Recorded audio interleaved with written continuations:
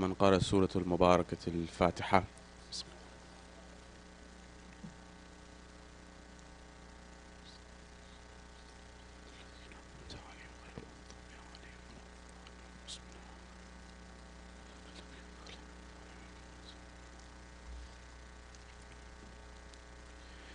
أعوذ بالله من الشيطان اللعين الرجيم. بسم الله الرحمن الرحيم. فوضوا أمري إلى الله إن الله بصير بالعباد ولا حول ولا قوة إلا بالله العلي العظيم. حسبنا الله ونعم الوكيل ونعم المولى ونعم النصير. والصلاة والسلام والتحية والإكرام على الرسول المسدد المصطفى الأمجد المحمود الأحمد الذي سمي في السماء بأحمد وفي الأرض بأبي القاسم محمد.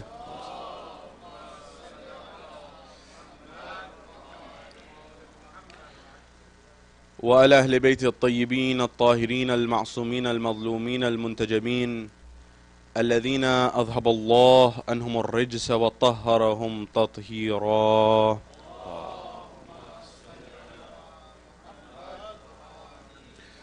وقل رب اشرح لي صدري ويسر لي أمري واحلل عقدة من لساني يفقه قولي. أما بعد، قال الله تبارك وتعالى في كتاب الكريم: بسم الله الرحمن الرحيم. قل لا أسألكم عليه أجرا إلا المودة في القربى. صدق الله العلي العظيم. زينوا مجالسكم بالصلوات على محمد وآل محمد. اللهم صل على محمد.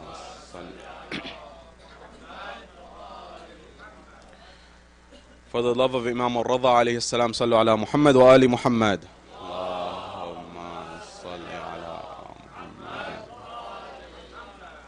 And for the hastening of the reappearance of Imam Sahib al-Asr wal-Zaman, صلوا على محمد وآل محمد.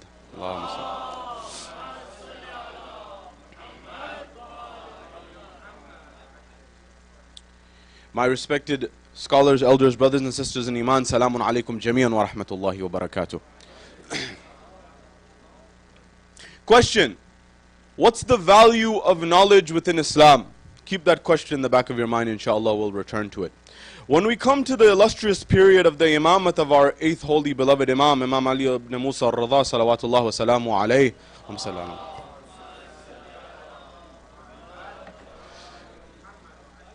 This is a very critical period in the history of Tashayyu, of Shi'ism, and not only in the history of Tashayyu and Shi'ism, but rather it is a very important and critical period in the history of Islam. And one may even argue that it's in fact one of those moments that is critical in the history of the trajectory of the world. And we'll come to why that is. When we come to the life of the Imam, there are many aspects of the life of the Imam that are actually guidance for you and I in this part of the world and in this time, in this era in the world. Every single Imam, based on the time and the space in which they existed, they gave us a unique lesson to implement in our lives. That the lives of the Ahlul Bayt alayhimus salam, from starting with Rasulullah and starting with the examples of Amir al-Mu'mineen, Fatima al-Zahra, and the Imams down the line, based on their time and space, they told us what we should and what we should not do. And we must take lessons from each one in order to understand what it is that we can do, what we cannot do, and get guidance, because ultimately these are guides for you and I, so that we can get some ma'arifah and understanding and guidance towards the Almighty Allah subhanahu wa ta'ala. Therefore, I want to look at what was the period of time of the Imam alayhimus salam. What era in history did he live, and what was unique about this era in history? What were some of the titles of the Imam? How did he get these titles? Why was this Imam amongst all the A'immah known as Alim Ali Muhammad? In a family where everyone is an alim and the teacher of ulama, why this particular title for this Imam? What was it about the relationship of this Imam and knowledge, and how does this relate to you and I living in the modern world? What were some of the conversations that the Imam had, and what were some of the results of those conversations that the Imam had? What was the level of the generosity of the Imam, and how can this be a guidance for you and I in our modern world? And what were some of those guidances that the Imam gave his followers at his time, so that you and I can benefit from it? And what were those final moments of the Imam? That were those final moments on this earth, and how can we learn from them? And what was the musibah and the tragedy of our blessed Imam? This is our agenda for tonight, inshallah. Sallu ala Muhammad wa ali Muhammad.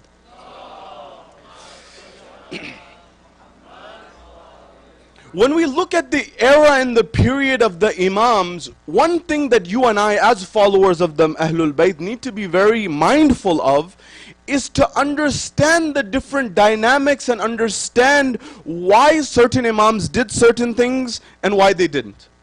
When we look at, for example, the lives of Amir al-Mu'mineen, our first beloved Imam, that Imam, there was a period of time for 25 years where his right was usurped. When the Imam alayhi salam's right was usurped for 25 years, there was a time where ultimately he got his right. Although delayed, he got his right and he was able to establish justice on earth for 4 years and 9 months roughly. Where we are told there was not a single person under the dominion of Amir al-Mu'mineen who went to sleep hungry. We still cannot say this in modern developed economies. There are still people who go to sleep hungry. Whereas Amir al-Mu'mineen established such a level of justice that individuals, they may not have been thriving and very well off materially, but everyone had just enough. This was a huge accomplishment. When we come to the era of Imam Hassan alayhi salam, it's an era and a period of time where people say, you have to be very cautious of the words, that Imam did bay'ah to Muawiyah. Of course he did not do bay'ah. We need to be very clear about that. He did a peace treaty with the Imam to expose, the Imam did a peace treaty with Muawiyah to expose Muawiyah. 5 conditions, none of which Muawiyah followed. But that was a particular time and space. When we come to Imam Hussein alayhi salam, Imam Hussein alayhi salam rose. Rasulullah gives us a tenet, he gives us a study, he gives us an analysis and he gives us a solution. He says Al-Hassan wal-Hussein, his grandsons Hassan and Hussein, imaman qama aw qa'da. They are imams, whether they stand, whether they rise, or whether they sit. At that point in time, we notice metaphorically Imam Hassan alayhi salam sat, some have argued. But Imam Hussein alayhi salam rose. When we go further in other periods of the Imams, after Karbala, our 4th Imam, did he rise or did he? He sat. Was he arguing? Was he fighting? In fact, to the extent that the Zaydi movement, Zayd, rose and said, we must fight. The Imam did not support him explicitly at that moment. At least explicitly in joining with him at that moment. When we go through the periods of the other A'immah, especially Imam Baqir, Imam Ja'far Sadiq, we go through the period of Imam Musa al-Kazim, when we go through the period of Imam Raza, when we go through the periods of these Imams, you notice different things happen. Why do I say this? Because sometimes the narrative that comes forward, this has a huge implication for you and I. Why? Sometimes the narrative comes forward that Aba Abdullah, Imam al-Hussein alayhi salam stood and rose, therefore we must rise. This is a narrative that people, for justice, for example.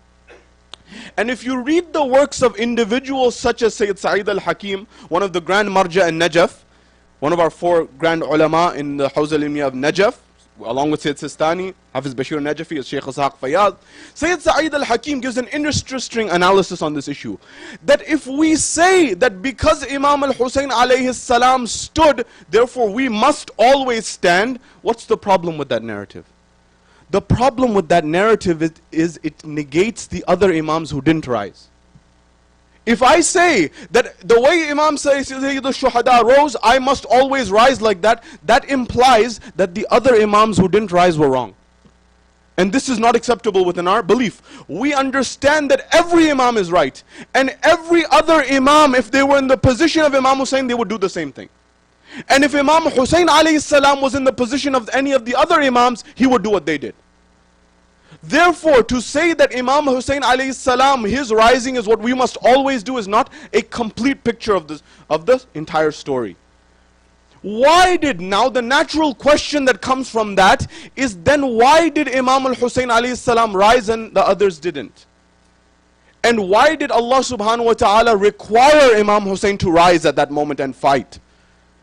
And the answer that comes back from the scholars is, in that moment Islam was on the line. It was the critical intersection, the critical junction for the future of Islam. It was that crossroad that you decide, do you want Islam to remain or not? That's how critical the situation, because the Imam alayhi salam, Sayyid al-Shuhada, Aba Abdullah al-Husayn himself said that it is as if Yazid has made the halal of Muhammad haram and the haram of Muhammad halal. He has turned Sharia upside down. The Islamic principles of what it is that you and I should believe. Sharia, do you know what Sharia means? Sharia has a beautiful meaning. If you go to the root of where this word Sharia, and I'm telling those people who say Sharia law, and they fearmonger. You know, they say that Sharia law is going to take over. By the way, in Islam, our belief system is we are to abide by the laws and regulations of the land in which we live. It's very clear. And we must make sure that we, as people who are living in America or in other countries, we practice citizenship. We are to be getting involved. This is what Sayyid Sistani and ulama have directed us on this issue. But do you know what Sharia means? They say it means Islamic law. It does not mean Islamic law. Sharia, when we look at the root word of Sharia, Sharia is a body of water, a small body of water, which connects to a larger body of water. And the idea is it is like a tributary. It is like that little stream that connects to a larger stream. Another translation of this is path to the watering hole. You know those animals in the savannah, in the jungle, in the Amazon? They're looking for that watering hole. The path that takes you, that small stream, is what gets. What's the metaphor here? The metaphor here is beautiful. That this way, this path, the Sharia, is that small path that takes us closer to Sallu ala Muhammadin wa ali Muhammad.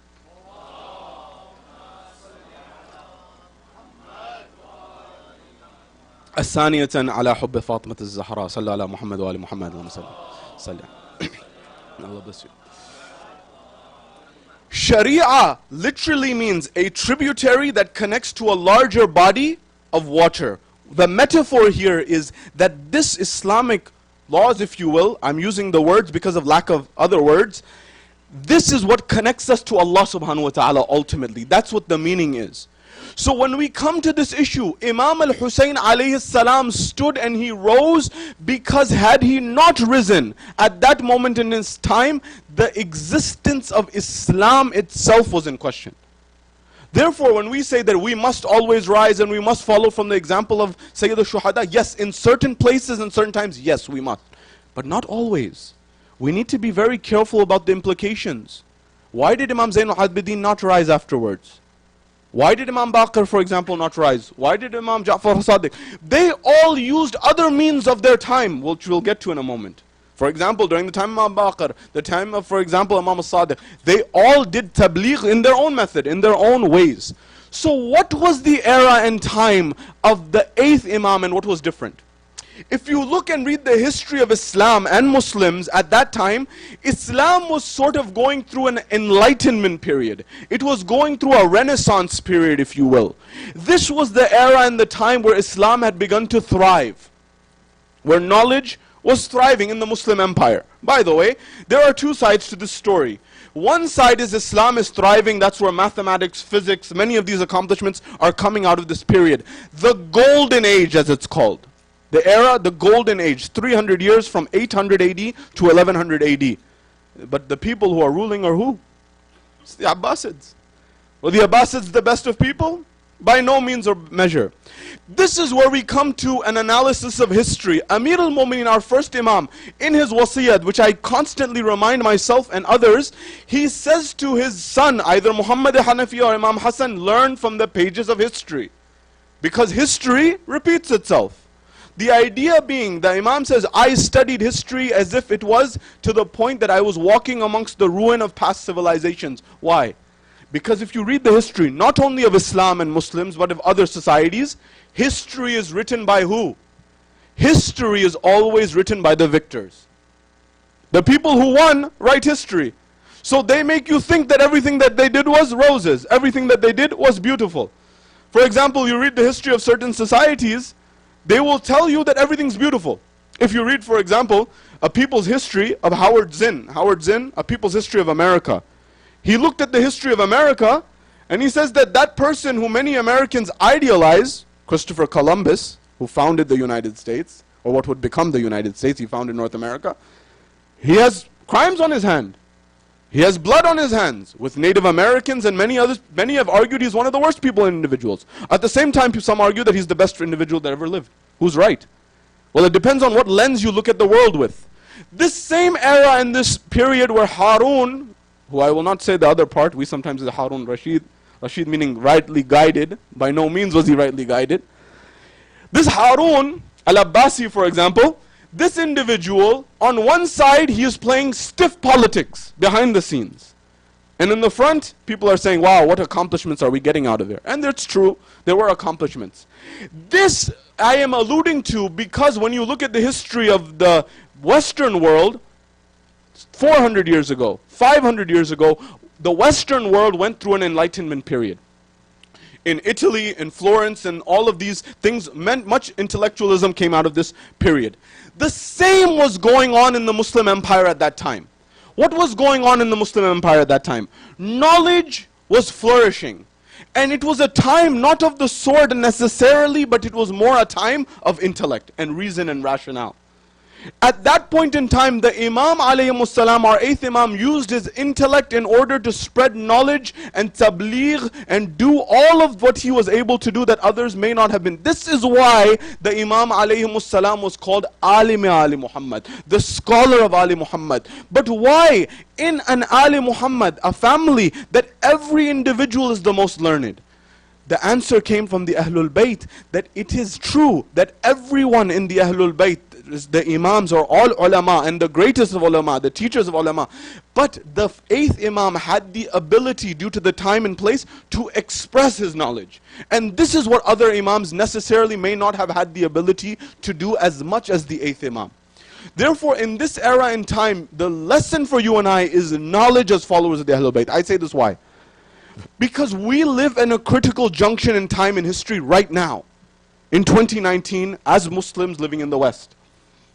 When you read the suggestions of Ayatollah Sayyid Sistani and other Maraja, for example, they highlight in their advice, for example, the letter of Sayyid Sistani to some youth who asked him for advice.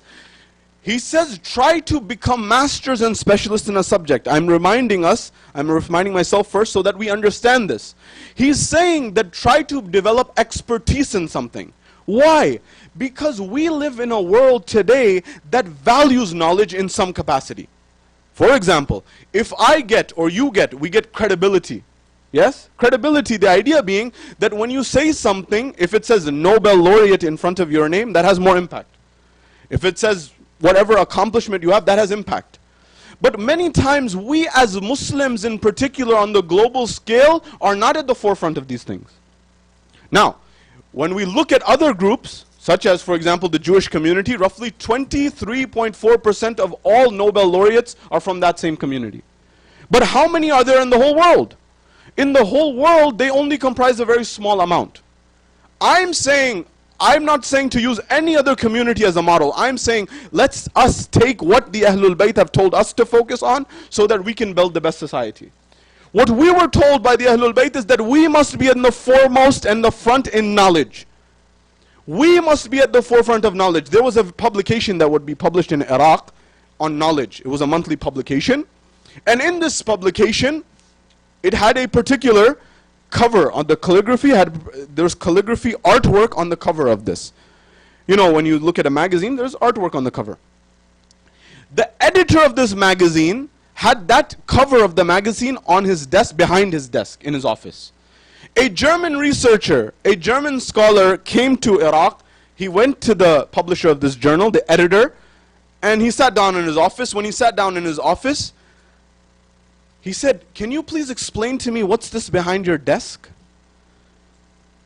He said, "This is the cover of our journal. This is the cover of our magazine. This is the cover of our publication." He says, "What does it say? Can you please explain to me? I don't know what it says. Can you explain? I don't speak the language. I can't read it." He said, "Very well." He said, "In the middle there is a Quranic verse. A portion of there's a Quran in the middle.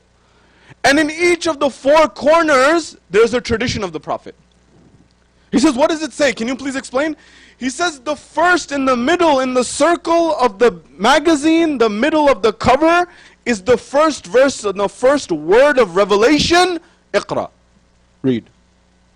really interesting. I didn't know. The first revelation was Iqra, read. Wow. That's what it says? He said, that's what it says. Okay. What else does it say in the other corners? It's beautiful. It looks magnificent to me, but I don't know what it says. He says, yes, each of the other corners, they have a tradition. He says, what's the tradition? He says, the first one in this corner that you're looking at, it says a prophetic tradition. What's the prophetic tradition? طَلَبُ الْعِلْمِ فَرِيضَةٌ عَلَى كُلِّ مُسْلِمٍ وَمُسْلِمَةٍ. Obtaining knowledge is an obligation, a mandate amongst every man and female Muslim. Mandate. He said, whoa, I didn't know that. That's very intriguing. That's very interesting. What else does it say? He says the next one says, اُطْلُبُ الْعِلْمِ لَلْمَهْدِ لَلْلَهْدِ. Obtain knowledge from the cradle to the grave. To the grave. From the moment you're born to the moment you die, obtain knowledge. Whoa, wow. At every moment? It's not time bound? That means at every moment I should be obtaining knowledge? You know, the example is sometimes, you know, what happens in society is we obtain knowledge for a certain period. We say K through 12, that's my period of obtaining knowledge. That's my period. Or after that, go to college for a few years and that's it. Do you know that the average American student, after they complete high school, they do not finish a single book in their lifetime? They do not finish a single book cover to cover, the average American graduate from high school. We live in a society where people are no longer reading, where people are no longer learning. Remember, there are two types of knowledge, horizontal knowledge and vertical knowledge. Today we have a lot of horizontal knowledge. You go online, you go through Google and you search something and you have a little bit of knowledge about a lot of different things. But what we don't have today, unfortunately, is depth of knowledge, deep level of understanding and knowledge. That deep level of knowledge and understanding comes from what? That deep level of knowledge and understanding comes from reading, where you immerse yourself in the book. But many don't read anymore. So he goes back, he says, what does the second tradition say? What does the second corner say? He says, second corner says, obtain knowledge from the cradle to the grave. At every moment? I say this because sometimes we think 4 years college, I'm done after that. Would you accept that if someone worked out and went to the gym in their young ages, and then now they're 50, they're 45, whatever, and they go to the doctor and the doctor says that you need to work out, you need to go to the gym, you need to control your diet. Oh, I controlled my diet in college. I controlled my diet back in when I was younger. He said, no, hold on. You don't understand. You have to keep doing this. This is an ongoing process. Analogously in Islam, for us learning about our faith, it's not something that's sufficient that I just come to the mosque once every few days, once every month, once every 2 months, and then I get my pill or my capsule of Islam. It's not sufficient.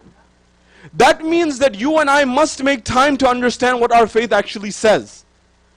Third, he says, what does the third corner say? Can you please explain it to me? Can you tell me what the third corner says? The third tradition? He says, yes. اُطْلُبُ الْعِلْمِ وَلَوْ كَانَ بِالسِّينِ. Obtain knowledge even if you have to go to China. He says, wow, so it's not space bound, it's not time bound. You know that space and time argument?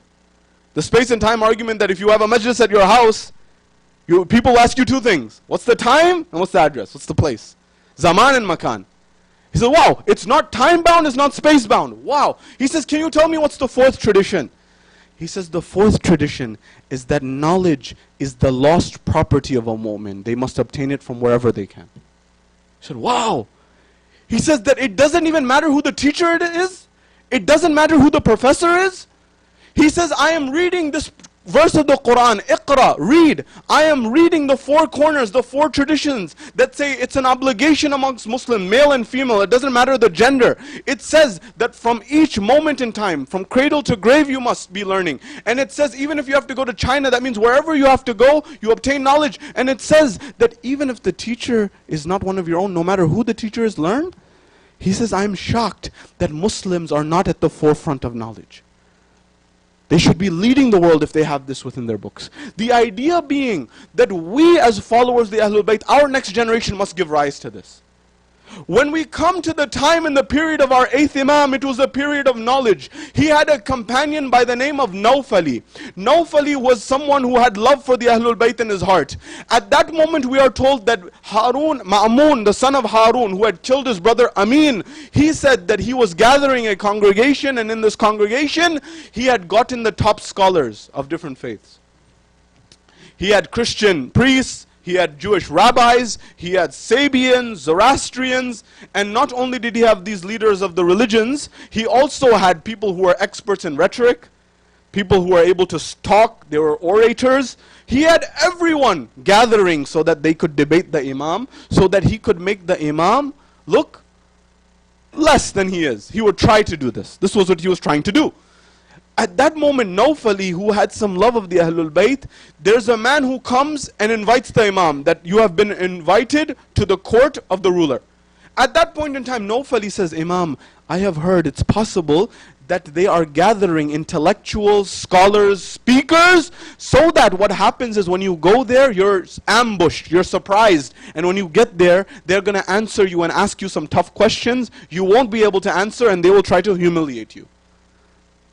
At that point, the Imam looked back at him and he smiled. He said, are you concerned that I will not be able to answer them? He said, Yabna Rasulullah. He had a way of saying, he said, Yabna Rasulullah, I know you have knowledge, I know that I'm not worried about that, but you know, they're the best of the best, and maybe they ask you a question that you're not able to answer. And then Nawfali says, he says, Yabna Rasulullah, I'm not worried about the scholars. You will answer the scholars, because when you give a scholar, an alim, a dalil, and he obeys that dalil, that evidence, that proof, he will accept it. I'm not concerned about them. I'm concerned about the orators. I'm concerned about the people who know rhetoric, the people who know how to twist the words and make someone look bad. He said, I'm concerned about that, Yabna Rasulullah. He says, the Imam looks back to Nawfali. He says, Nawfali, do not worry. I tell you with my hand on my heart. The Imam says, he says that trust me, I will answer the people of the Torah in their language. And I will answer the people of the Injil, the Bible, in their language. And I will answer the Zoroastrians in their language. And I will answer the Sabians in their language.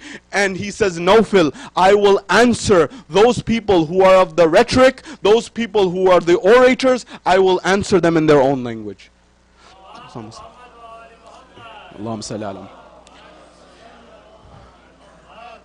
Because in history, if you read the history of the Greeks and others, there was a period in time where there was a debate amongst people like Aristotle, Arastu, and others. Others were saying that Aristotle was saying there is something known as reality. There is something known as haqiqah. We must understand what is that reality. There were others who were lawyers in the field in that time in Greece. They said there is no such thing as reality. They said perception is reality. Whatever you perceive, that is reality. That means reality is whatever you can prove. There's no reality. That's what they were saying.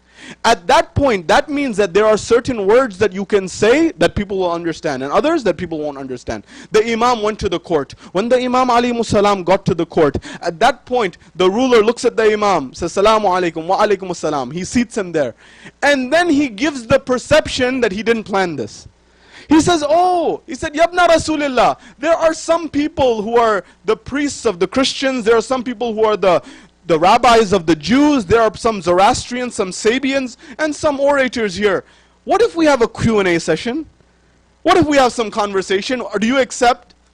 As if he's not planned it. He's planned it beforehand to try to ambush the Imam. The Imam says, very well, do as you please.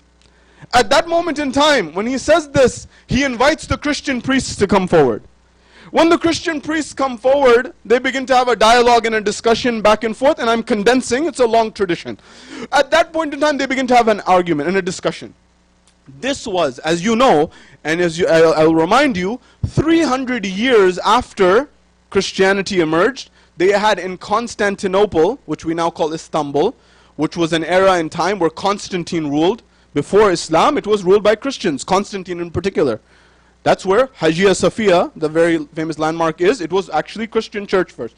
At that point in time, that location in Istanbul, Constantine, he wanted to unite his empire under one religion, one faith.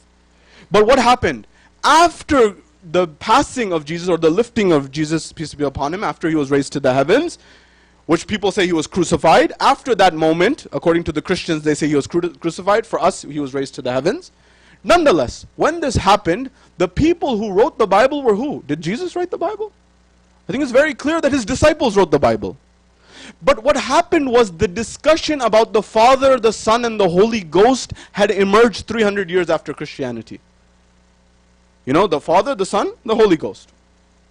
At that point in time, Constantine wanted to unite his entire empire under one roof. He said, I want you all to believe the same thing. So what did he do?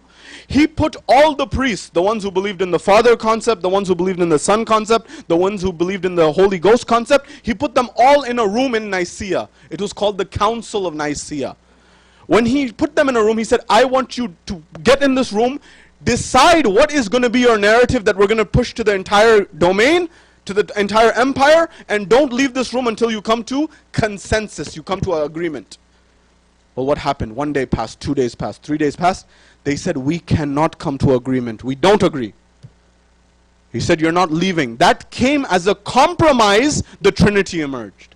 The Father, the Son, the Holy Ghost concept. It was a compromise because they couldn't come to an agreement about, is there one God, two gods, is there Father, Son, Holy Ghost? They couldn't agree. So they created the Council of Nicaea. That's why when you read, for example, the King James Bible, which is roughly 500 years ago, that's not the closest form of the Bible. The closest form that we have today is something called the Red Letter Bible. The Red Letter Bible is closer to what was the original Bible than the other forms of the Bible that exist today. Long discussion, but I'm saying it for a point. When the Christians came forward, they began to debate with the Imam. They came forward and they say, the Imam asked them, and they had a conversation, that the 4 books of the Bible, can you please explain who are the authors? And they had a back and forth, and they finally said it was the disciples. It was not Jesus who wrote them. He said, wow, interesting. But then he said, and he's answering, and he's talking to them in their language, by the way, huh? When he's talking to them in their language, he's telling them that why is it that there's 4 gospels, and why are there 4 different authors, and why is it that in these different authors, they have contradictions amongst one another? They said, very interesting, that's true. He said, then how do you know who's right? Because Jesus didn't write it. Then there must be something that you must explain. They said they didn't have an answer. At that point in time, then the Imam gave something to try to make them think. What did the Imam alayhi salam say to them? At that point in time, the Imam alayhi salam looks, he says, Jesus was an amazing prophet. And of course, we have a tremendous amount of respect for Jesus, peace be upon him, within our faith. But he says that he used to be a little bit relaxed in his worship. He didn't always worship the most. They became very upset. They said, how dare you say Jesus didn't worship? Jesus was the one who spent the nights awake in prayer, and nobody on earth prayed more than him. He was the one who was the foremost. He said, really? He said, didn't you just say that Jesus was God? He said, yes. He said, but then if Jesus was God, then who was he praying to? They said they didn't have an answer. They said, then you must accept that he's not God. He is the prophet of God. You must accept. At that point in time, the audience became stunned. They couldn't respond. Furthermore, when the Imam finished answering and responding to the questions of Christians, he came forward with the Jews. The Jewish rabbis began to have a conversation with the Imam. When they began to have a conversation with the Imam, alayhi salam, the Imam asked him, why is it that you accept the miracles of Musa, the staff of Musa, the one that he turned into a serpent? Why do you accept this? But you don't accept the miracles of the prophets afterwards, of Jesus, of Muhammad sallallahu alayhi wa sallam. Why don't you accept these? At that, sallu ala Muhammad wa ala Muhammad.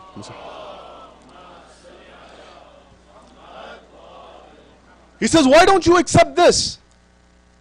He says, you know, it's very clear, the proof about Moses and the staff. And therefore we accept it.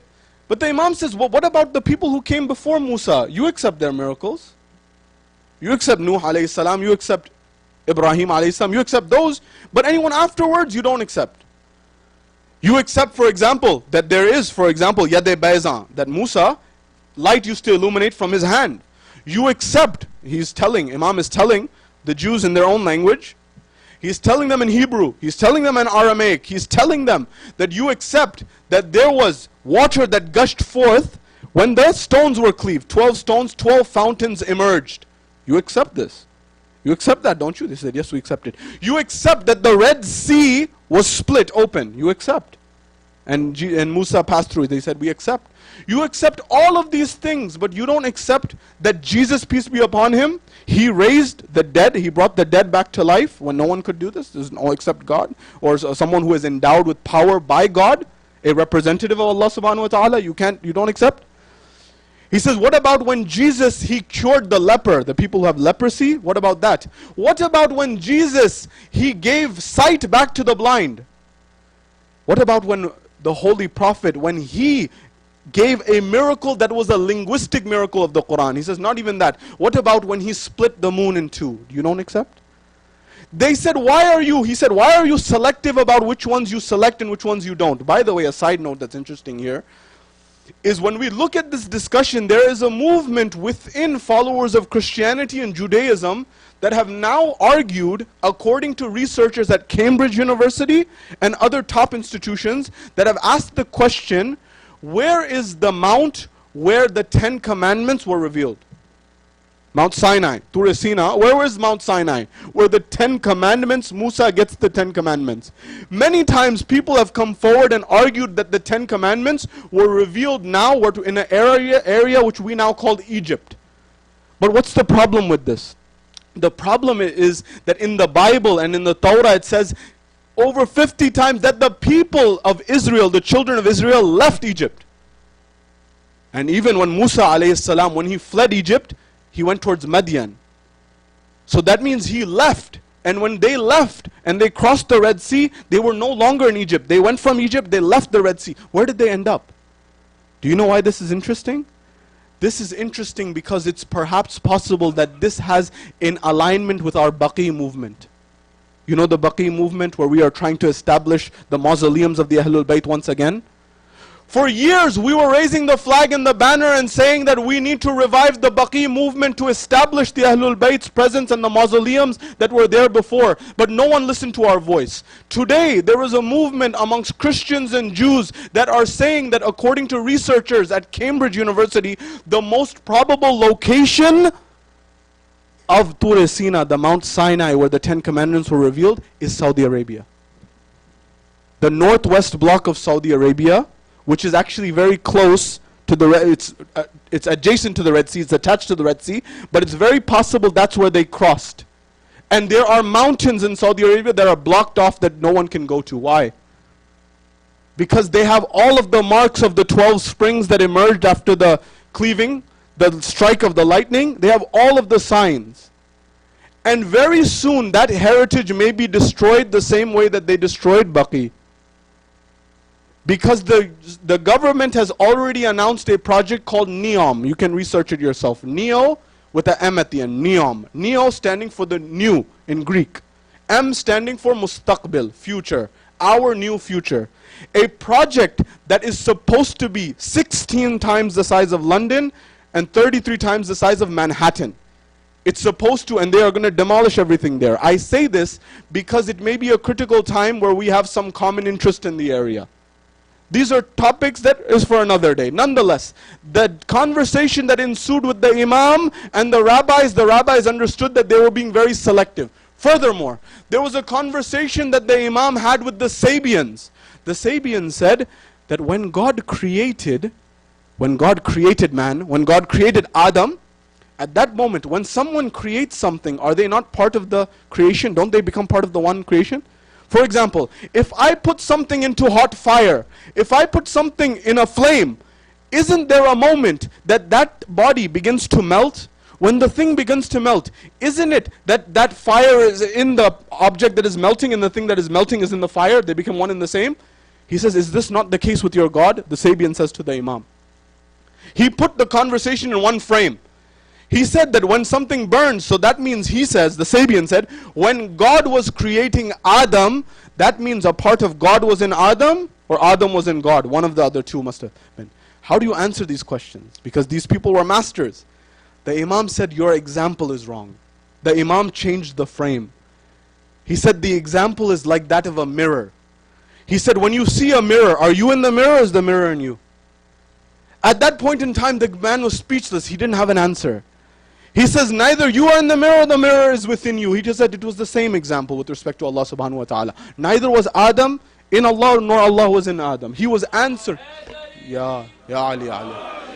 This was the knowledge of the Ahlul Bayt alayhimus salam, and I can go on. I'm concluding, I'm leaving everything. I want to give a lecture and give this answer to our youth and the next generation about what we can take from the Ahlul Bayt.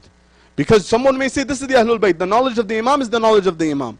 But trust me, believe me when I tell you, we cannot get to the knowledge of the Imam. But through the inspiration of the Imam, we can get some guidance. I guarantee you this.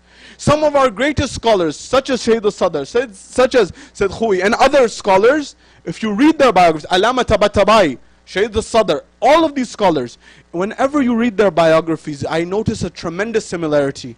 They say that every knowledge that we got, it was none other from the haram of Amir al-Mu'mineen. Bab Madinatul Ilm, Ali ibn Abi Talib. They say, both of them say, Tabatabai, Alamat Tabatabai, Tasabit Tafsir al-Mizan, as well as Sayyid Muhammad Baqir Sadr. Whenever they had a problem that they could not solve, they recited 2 rak'ahs, 2 units of prayer to Allah subhanahu wa ta'ala, and they said, Oh Allah, by the right and the knowledge of Bab Madinatul Ilm, Ali ibn Abi Talib, help us solve this problem. And every moment they said our answer was solved. In the most difficult philosophical questions, economic questions, everything. You and I, remember the Imam alayhimus salam, whether it's Amir al-Mu'mineen or Imam Raza or Rasulullah, they are not bound by time, matter or space. They are not limited by zaman or makan. That Imam that can help there can help you and I here. If we do tawassul to the Imam through Allah subhanahu wa ta'ala for assistance. That's why I say this. This Imam, these Imams are our helpers that help lead us to Allah subhanahu wa ta'ala. Why? Do you know what embodied this Imam embodied?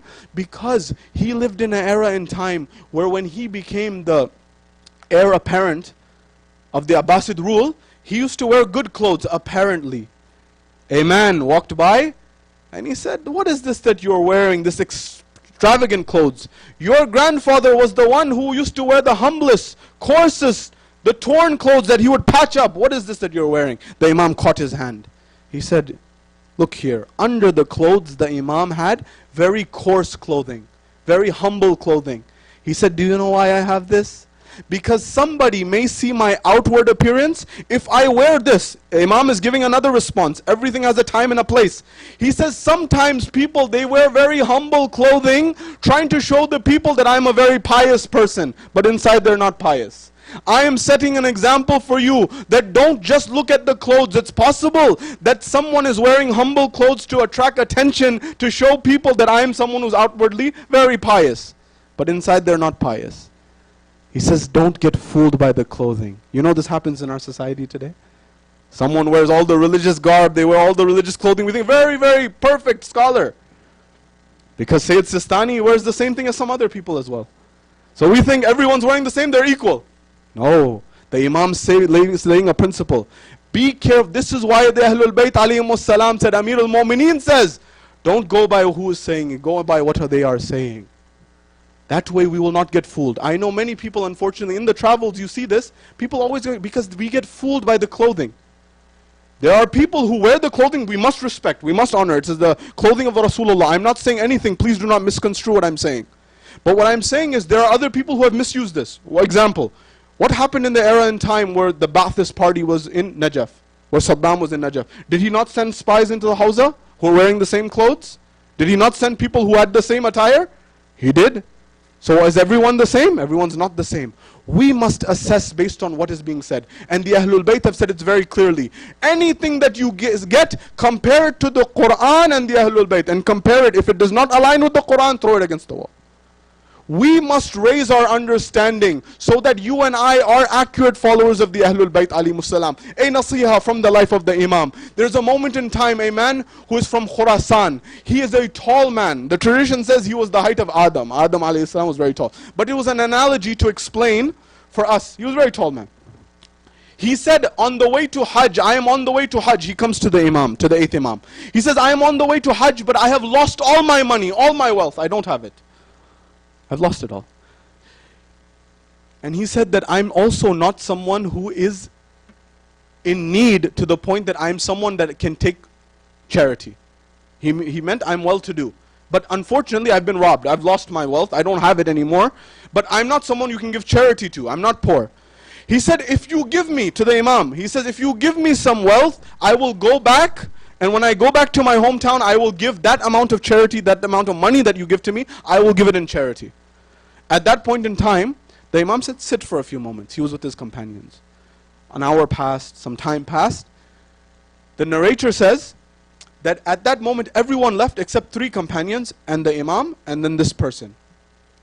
After that time, when everyone left, the Imam looked at his close companions and he said, do you give me permission to go away for a few moments? He said, yes, Ya Ibn Rasulullah, of course. So he got up, the Imam went into the room. When he went into the room, the tradition says he stayed there for 1 hour. After 1 hour, he opened the door. When the Imam opened the door, he took his hand and he had a sack of wealth, money within it. He put his hand, he extended his hand outside, and the tradition says there was a curtain as well in front of the door. The Imam put his hand outside and he did not leave the room himself. When he did this, he said, "O man from Khurasan," that's all he knew about him. He said, "O man from Khurasan, in this are 200 dinars. I want you to take this. And when you take this money, I want you to go and know that you do not have any obligation to give this money as charity on my behalf. There's no need for that." He says, "I just ask one thing, that when you take this, don't look at my face and I do not look at your face." At that point in time, the man took the wealth and he left. When he left, the Imam came out, he sat with his companions who were there. When he sat with the companions who were there at that point in time, he said, "Yabna Rasulullah, the amount that you gave was not so small that you hide your face. It was a tremendous amount of money." He says, "That was a huge amount of money." He says, "Then why did you hide your face?" He said, "I did not hide my face for this reason." He says, "Have you not heard the tradition of Rasulullah? For anyone who gives, who does one good deed and does it in secret, there are 70 rewards." And he says that, and that person who does a sin, they are humiliated. When they expose the sin, they are humiliated. And that person, when they sin and they ask for forgiveness, they are forgiven. He says, the Imam says, "I did not want to give this person the money. He looks at my face, I look at his face, and I see the humiliation and embarrassment on his face." This is the extent that the Imam alayhi salam went to in order to give people. Why? Because studies at the University of Notre Dame University, researchers there have written a book which I recommend you all read. It's called The Paradox of Generosity. A paradox is something that you think one thing, but it shows something else. The idea of generosity is giving, not only money, your time, your smile, your demeanor, volunteering your time. When you give, you think you lose. The researchers say when you give, you get more in your life. How?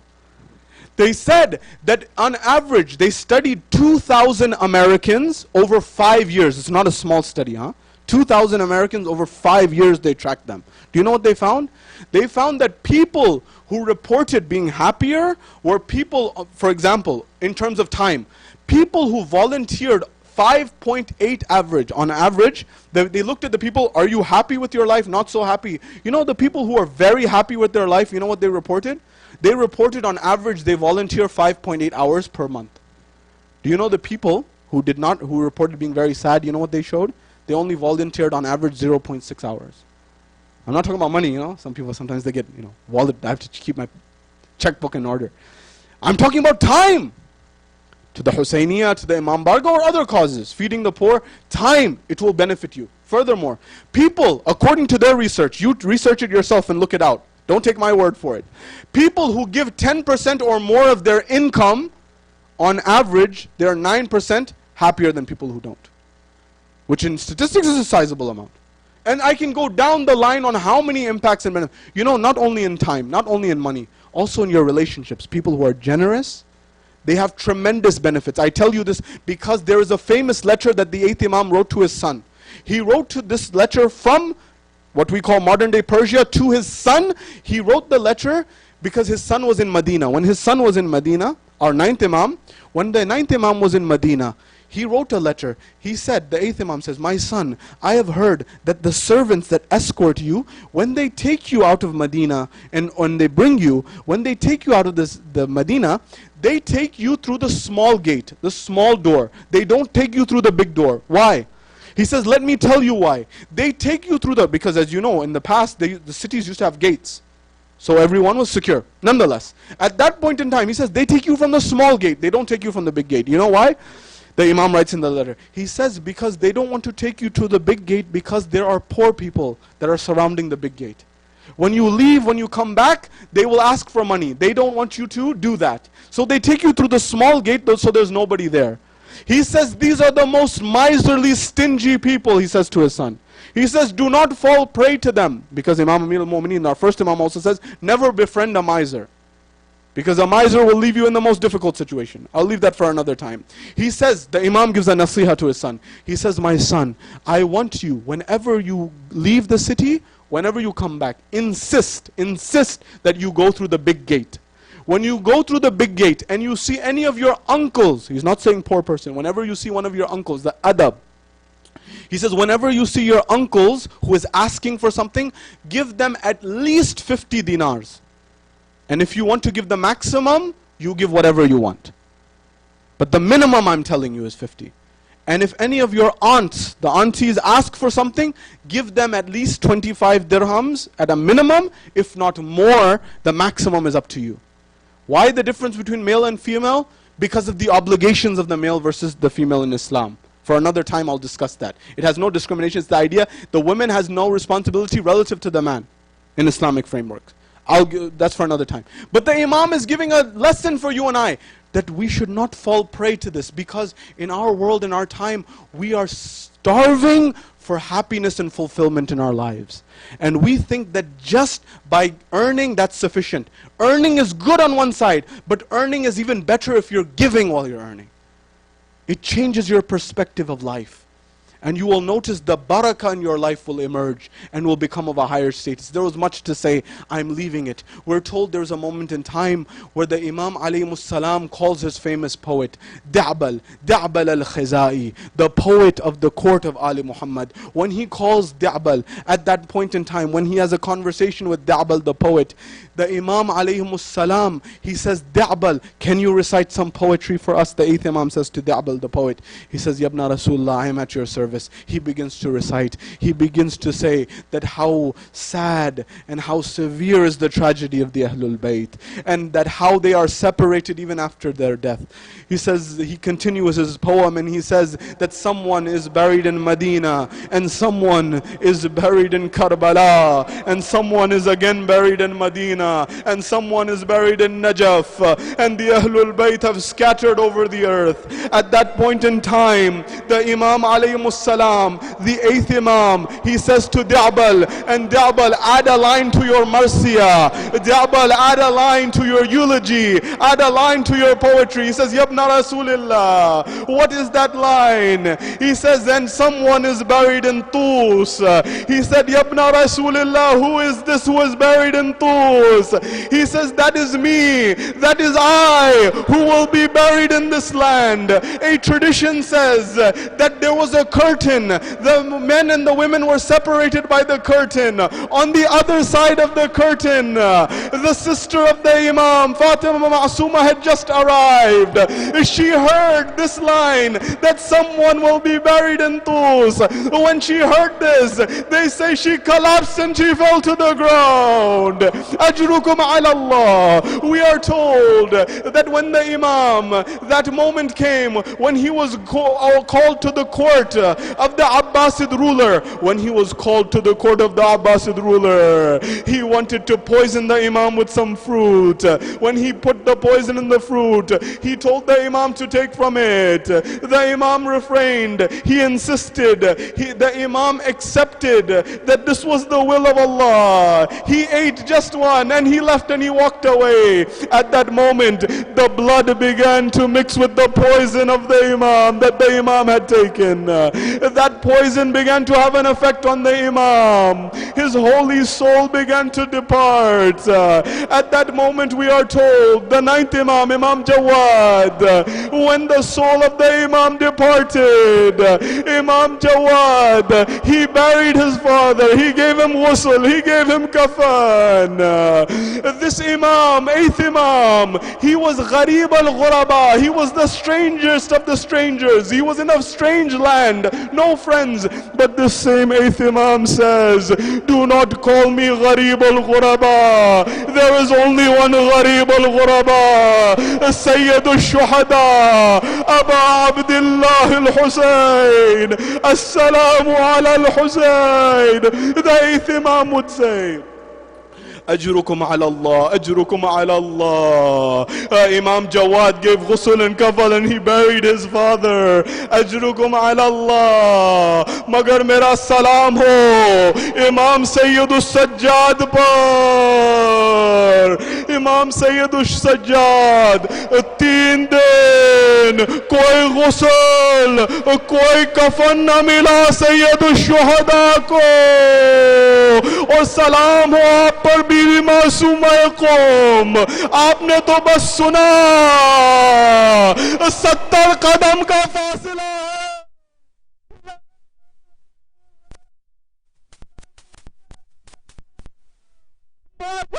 ذبح ہو رہا ہے، اجرکم علی اللہ، اجرکم علی اللہ۔ Be be زینب نے کہا پسر سعد میرا بھائیا ذبح ہو رہا ہے اور تو کھڑا دیکھ رہا ہے، اجرکم علی اللہ۔ بی بی زینب کربلا سے کوفہ، کوفہ سے شام تلک، بی بی زینب عون و محمد پہ گریہ نہ کیا انہوں نے، کہتے ہیں قافلہ کربلا سے کوفہ گیا، بی بی زینب نے بچوں پہ گریہ نہ کیا، شام گیا ہے بی بی نے گریہ نہیں کیا، رہائی ملی، تبرکات آئے، علی اکبر کا سر آیا، عباس کا سر آیا، علی اصغر کا سر آیا، امام الحسین کا سر آیا، 2 سر رہ گئے۔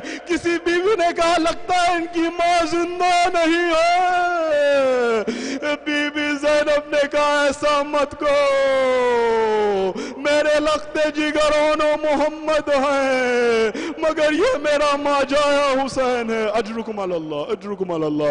روایتیں کہتی ہیں جب بی بی زینب واپس مدینہ پہنچی، جب مدینہ پہنچی ایک راستہ کربلا، جب پہنچی تو پھر انہوں نے کچھ گریہ کیا، مرثیہ پڑھا، انہوں نے کہا مدینہ جدنا لا تقبلینا، اے مدینہ ہمارے جد کے مدینہ ہمیں قبول نہ کرنا، کیوں؟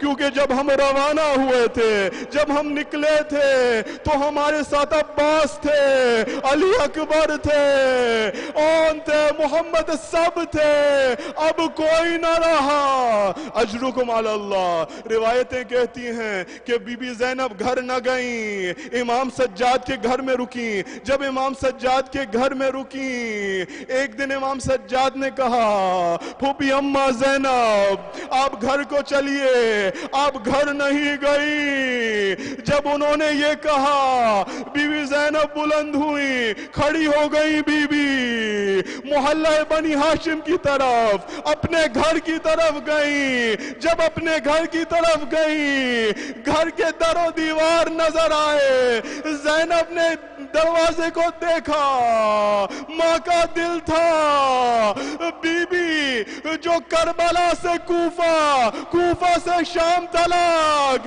کربلا سے مدینہ تلک اپنے بچوں پہ گریہ نہ کی، ایک مرتبہ زینب نے دروازہ کھولا تو مسلح نظر آئے، زینب لپٹ گئی، کون؟ محمد میرے لخت جگر، ماں نہ روئی۔